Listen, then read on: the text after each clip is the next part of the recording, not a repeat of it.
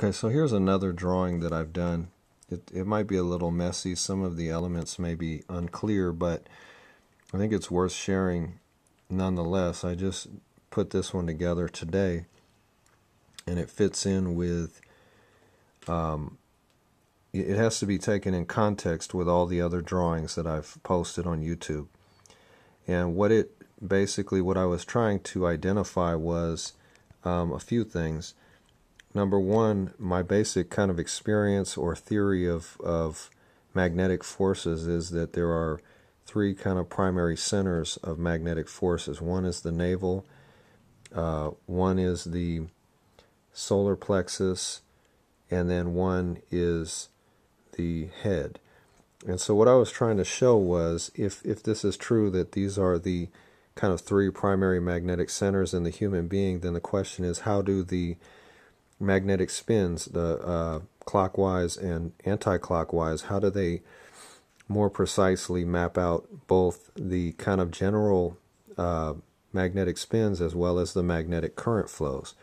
And so what you have right here on this side, you have these two magnetic spins around the head, one clockwise, one anti-clockwise, and you have these arrows showing the way the spins go. So it just gives you an idea of a spin like this and a spin like that. You go down to solar plexus, you have these two spins, and there's arrows there. There's a spin going this way, spin going that way. You come down to the the navel rather, and then you have, now this one I'm not really sure. I may have the spins the wrong way. When I was drawing this, I was thinking the spins were going to go like this on this side and this on this side. Mainly because of the way the buttocks are shaped, I was assuming that they probably spin the other way, as well as there are other reasons to think that that's the case. So now you have these spins, so you have these essentially at least 6 magnetic spins going on here. So you have one up here, right, and then you have one down here that's on either. What's happening is you have kind of a you have the spins that are the same.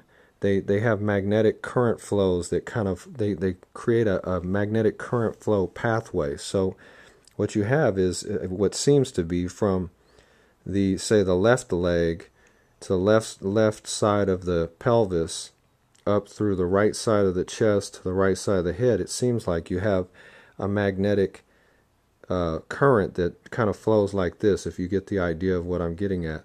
On the other side, it seems like you have another magnetic spin flow that's going like this, down the left side of the head, the left side of the chest, and then down the right side of the pelvis. And so you can see the arrows there. So there's one current going all the way up like this, one going all the way down. Now I don't know if that's the correct description of the current flows, magnetic current flows, but there is some, something to it. Also what I did, which probably you can't see, right along the middle, there's this kind of caduceus, I don't know if that's the correct pronunciation, but it's basically this intertwining double helix kind of magnetic current spin flow, which describes the spinal column.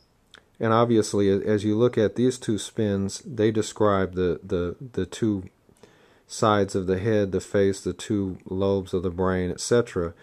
These two spins describe the two lungs.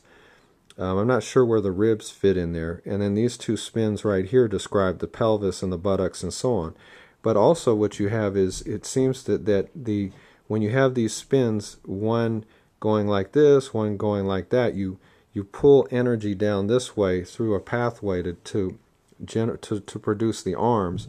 And then same thing on this side, you have these spins and you pull energy down this way to magnetic current flows that help to generate the arms. Now with the legs, it seems like it's a little different, but it's still similar, because you still have these cross kind of flowing magnetic currents that essentially upward and downward, that I don't know exactly how it works, but basically that form the legs. And also I think probably these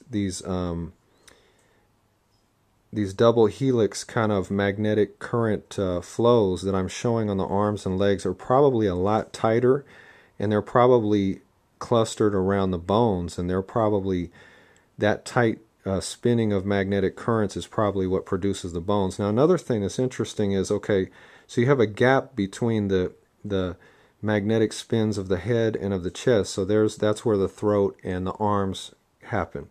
But also, and of course, you have this other side below the pelvis where the legs happen. But you also have this kind of gap between the magnetic spins of the chest and the magnetic spins of the pelvis.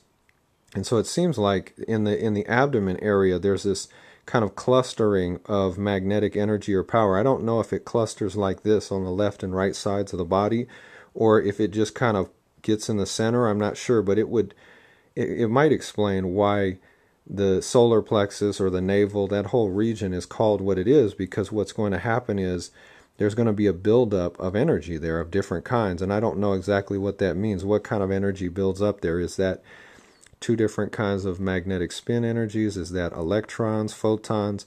Is it gases, plasmas? I don't know. There's something else that builds up there. So this is just a general map that I just wanted to share with people that kind of gives more of a sense of how, at least one possible interpretation or model of how magnetic currents might flow within the human body. And of course, it's nowhere near even close to accurate. But if it's taken in conjunction with all my other drawings, and all of the kind of erroneous kind of details are stripped away, and this is, and people start making attempts at creating 3D models, then what can happen is we can actually start mapping out where the magnetism falls, and we can probably create more sensitive magnets where we could isolate the two magnetic poles and essentially start running a device along the human body, along all locations, that based on micro fluctuations of attractive or repulsive magnetic effects, we could actually map out and measure these magnetic current flows and magnetic spins at all points in the body, and actually get a precise, much more precise map that's scientifically predictive and more importantly, that's testable, so measurable. Thanks.